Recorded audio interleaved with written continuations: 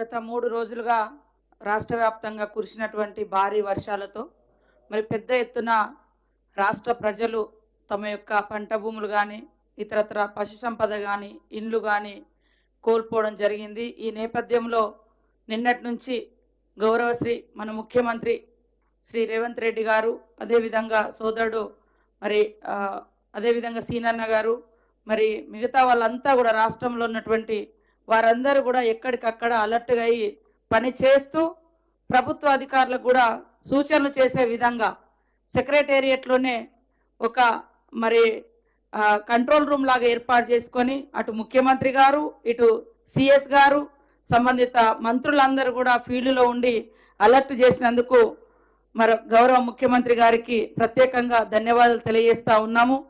ఈ క్రమంలో నిన్న నల్గొండ, ఖమ్మం చూసుకొని ఈరోజు మరి మహబూబాద్ జిల్లాకు వారు రావడం జరిగింది. అదేవిధంగా ఈ కార్యక్రమంలో పాల్గొంటున్నటువంటి స్థానిక మన మహబూబాద్ ఎంపీ గారు, అదేవిధంగా డోర్నకల్, మహబూబాద్, మరి భూపాల్పల్లి, వరంగల్, పాలకుర్తి ఎమ్మెల్యేలు, అదేవిధంగా సోదరులు, ప్రభుత్వ సలహాదారులు అయినటువంటి వేం నరేంద్రన్న గారు, మరి అదేవిధంగా ఇల్లెందు ఎమ్మెల్యే గారు, మా కలెక్టర్, ఎస్పీ, ఇతర శాఖల అధికారులు, మున్సిపల్ చైర్మన్ గారు, అధికారులకు అందరికీ కూడా హృదయపూర్వక నమస్కారాలు, ధన్యవాదాలు తెలియజేస్తా ఉన్నాను. ముఖ్యంగా రెడ్ జోన్ కింద మహబూబాద్ జిల్లా లేదు. ఏది మనకు ముందు వచ్చినప్పుడు రెడ్ అలర్ట్ కింద లేకుంటుండే, కొంచెం ఫ్రీగా ఉన్నాము. కానీ మొత్తం రెడ్ జోన్ కింద మహబూబాద్ కానీ ములుగు సైడు, ఇంకా భూపాల్పల్లి అటు సైడు ఉండే. కానీ సడన్గా 31 నాడు సాయంత్రం ఇది ఎఫెక్ట్ అయి తెల్లారి వరకు గ్రామాలలోకి నీళ్ళు వస్తే మరి ఎంతో సమన్వయంతో స్థానికంగా ఉండేటువంటి జిల్లా యంత్రాంగం అంతా అలర్ట్గా పనిచేసి ఇవాళ సీతారాం నాయక్ తండా ప్రజల్ని కానీ రావిరాల మహబూబాద్ జిల్లాలో కూడా మహబూబాద్ నియోజకవర్గంలో రావిరాల గ్రామంలో కూడా పెద్ద ఎత్తున పశు సంపద కోల్పోయినరు, బండ్లు కోల్పోయినరు, వాగులలో పడి అన్నీ కొట్టుకుపోయినటువంటి పరిస్థితి. ప్రాణ నష్టం జరగకుండా అద్భుతంగా సేవలు అందించినటువంటి మహబూబాద్ జిల్లా యంత్రాంగానికి అందరికీ హృదయపూర్వక ధన్యవాదాలు తెలియజేస్తా ఉన్నాను. ముఖ్యంగా పోలీస్ డిపార్ట్మెంట్ వారు కూడా రాష్ట్రంలో వారందరూ కూడా మొన్న ఖమ్మంలో కానీ ఇక్కడ కానీ అదేవిధంగా మనుగూరులో కూడా ఇళ్లలకు నీళ్ళు వచ్చినప్పుడు వారు ఉదయం పొద్దున్నే వెళ్ళి ఎక్కడికక్కడ పోలీస్ అధికారులందరూ మిగతా శాఖలతోటి కలెక్టర్లు కోఆర్డినేషన్ చేసుకొని మరి ఈ యొక్క సేవలు చేయడం జరిగింది.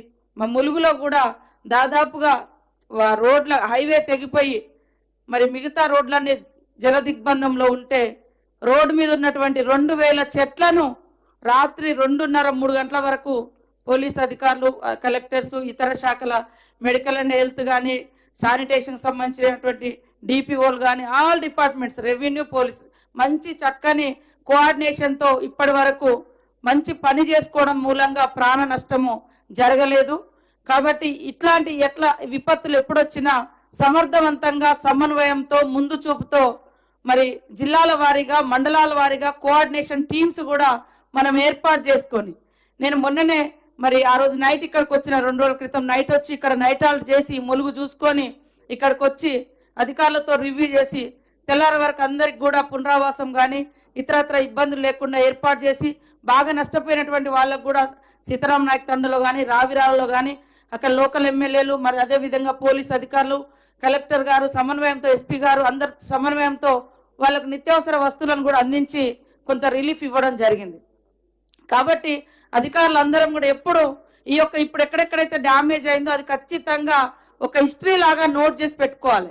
నెక్స్ట్ వచ్చేటువంటి అధికారులకు కూడా ఇవి ఒక హెచ్చరిక లాగా, వర్షాలు పడుతుంటే ఈ వాగు ఎక్కడి నుంచి ఎక్కడికి పోతుంది, ఏ ఊరికి ఎఫెక్ట్ అవుతుంది, ఆ ఊరికి దగ్గర ఏ చెరువు ఉంది, ఆ చెరువు ఒకవేళ బ్రీచ్ అయితే ఎన్ని ఊర్లకు డ్యామేజ్ అవుతుంది అనేది ఒక హిస్టరీ లాగా కొన్ని పాయింట్స్ రాసి పెడితే అది ఎప్పుడు కూడా ఏ అధికారి వచ్చినా ఆ మండలంలో కానీ ఆ జిల్లాలో కానీ వర్షాలు వస్తున్నాయి అంటే ఆ నోట్ తీసి ఆ బుక్ చూసుకొని మరి అలర్ట్ అవ్వడానికి కూడా అవకాశం ఉంటుంది.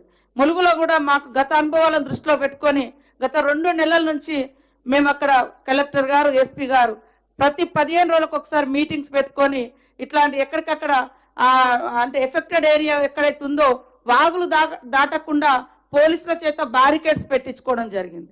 అదేవిధంగా నైట్ పూట అక్కడ ఊర్లలో అంటే అధికారులను కూడా పెట్టడం జరిగింది. ఏదో ఒక డిపార్ట్మెంట్ నుంచి గ్రామస్తులను అలర్ట్ చేయడం కోసం.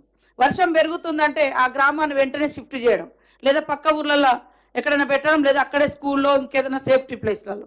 సో ఇట్లాంటివన్నీ కూడా మనం చేసుకోవాలి. ఇప్పటికి కూడా తడిసి ముద్దైనటువంటి ఇండ్లు ఏమైతున్నాయో అవి ఖచ్చితంగా గుర్తించి ఆ ఇళ్ల నుంచి ఖాళీ చేయించాలి. ఎందుకంటే ఇండ్లు కూలిపోతే 2-3 కుటుంబాలు చనిపోయినటువంటి పరిస్థితి కూడా ఉంది. కాబట్టి మరి ఇవన్నీ మనం తీసుకుంటూ ఈరోజు ముఖ్యమంత్రి గారు స్పీడ్గా మరి రిలీఫ్ కోసం 5 కోట్లను కూడా వారు ప్రకటించడమే కాకుండా ప్రత్యక్షంగా బాధితుల దగ్గరకు వచ్చి వాళ్ళ బాధలు విని వారికి మరి రిలీఫ్ను ప్రకటించి మానసిక ధైర్యాన్ని కల్పించినందుకు వారికి ప్రత్యేక ధన్యవాదాలు. ఈరోజు ఉన్నటువంటి అధికారులందరూ కూడా ఇంకా రోడ్ల పునరుద్ధరణ కానీ, ఎలక్ట్రిసిటీకి సంబంధించినటువంటి కానీ, మెడికల్ హెల్త్ అయితే రెగ్యులర్గా మనం క్యాంప్స్ కూడా పెట్టాలి, శానిటేషన్ కూడా స్పీడప్ చేసుకోవాలి, డ్రింకింగ్ వాటర్ కూడా కంటామినేషన్ కాకుండా మరి ఎక్కడికక్కడ డిపిఓలు కూడా అది అలర్ట్గా ఉండాలని కోరుకుంటూ మరి ఇప్పటి వరకు మీరందరూ అలర్ట్గా ఉండి సేవ చేసినందుకు మీకు ప్రత్యేకంగా అధికారులందరికీ ధన్యవాదాలు తెలియజేస్తా ఉన్నాం. ముఖ్యంగా సీఎం గారికి, రేవంత్ రెడ్డి గారికి ప్రత్యేకంగా ధన్యవాదాలు తెలియజేస్తూ రాష్ట్ర ప్రజలకు భరోసా ఇస్తూ వాళ్ళ బాధలను పంచుకొని వాళ్ళకు ఆర్థిక చేయుతను, గతంలో ఎప్పుడు కూడా పశువులకు రూపాయి ఇచ్చిన గతి లేదు 10 ఏళ్లలో. ఈరోజు పశు సంపద నష్టపోతుందని ఆవులకు కానీ, గేదెలకు కానీ, మేకలకు కానీ వాటికి కూడా పరిహారం ప్రకటించినటువంటి సందర్భం. కాబట్టి మనమంతా ఈ ప్రభుత్వం యొక్క లక్ష్యాన్ని, ప్రభుత్వం ప్రకటించిన ప్రతి రూపాయిని నిజంగా నష్టపోయినటువంటి బాధితులకు చేరవేసే విధంగా మానిటరింగ్ కమిటీ వేసుకొని, మండలాల వారీగా, గ్రామాల వారీగా వేసుకొని కలెక్టర్ గారు మానిటరింగ్ చేసుకుంటూ బాధితులకు అందించే విధంగా కృషి చేయాలని కోరుకుంటూ అందరికీ నమస్కారాలు.